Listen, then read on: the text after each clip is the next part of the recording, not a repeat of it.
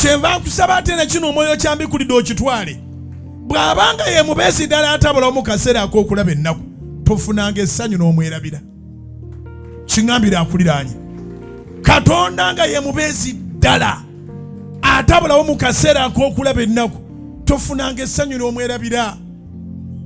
Abamu omuntu omusanga nga yasabanga wano ng'asiiwuuse, n'omusanga ng'anyirira alinga ekinya, n'akubuuza, do you still go there?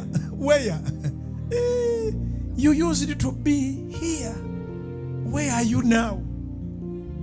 Wano mumanyi okwekolamu omulimu ne mukola emikwano mu mpolampola nga n'ekibagasse kuba ne mutera okutuula okuliraanigana oluusi ne mutaliriganye n'omulengera nga ati atudde eri n'omulengerako n'ositula ensingo n'omukubirako kajjambo. Akati luba lumu n'omusanga oba mu banka oba mu paaka oba ludda wa ng'omaze ebbanga nga tomulaba ng'anyirira asuddeko omubiri anyirira.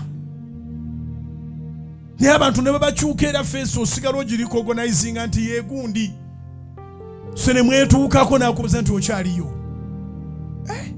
gwe walagawa okyaliyo mukyasaba simanyira pasa akyabalwisaayo kubira Mukama engalo ez'amaanyi. Omanyi eno baleetayo amateeka nero bali kutwala mu ambulensi tojja kuba na budde, tojja kebera ssaawa. Eno baleetayo amateeka era pasa akyabalwisaayo. Okulwa e Mulago ndwa mu kyaki.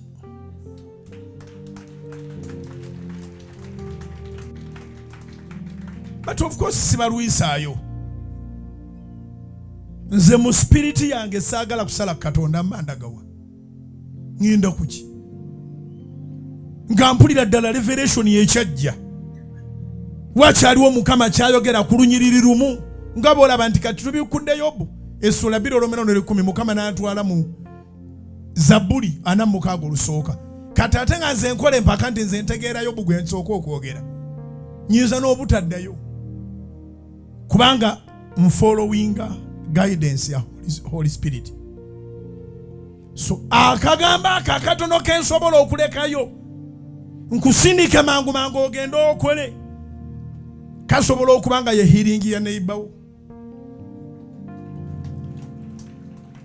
Kati gobobo oyagala ogenda ffe tetubayingizanga ku wano ne tuggalawo geeti. Okwata nsawo zo tobbaza abalala genda wano toli musibe ojja lwakwagala mwe mwenna mwepakira mwekka bulaba nga bakama bo bakwetaaga genda eno bwe tuba tukyagaba ddoozi gwe ng'omaze ofuna eyiyo genda n'asigadde naye afuna eyiye naye ajja genda.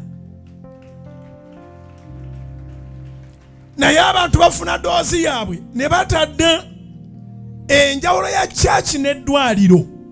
Mu ddwaliro bwe bakusiibula nabo tebagamba nti okomangawo, naye kyaki we wantu woobonera ng'olina okudda frequently okwebaza ate n'okumaintaininga kye wafuna. Ky'ofunidde mu ssaala kinywerera mu ssaala.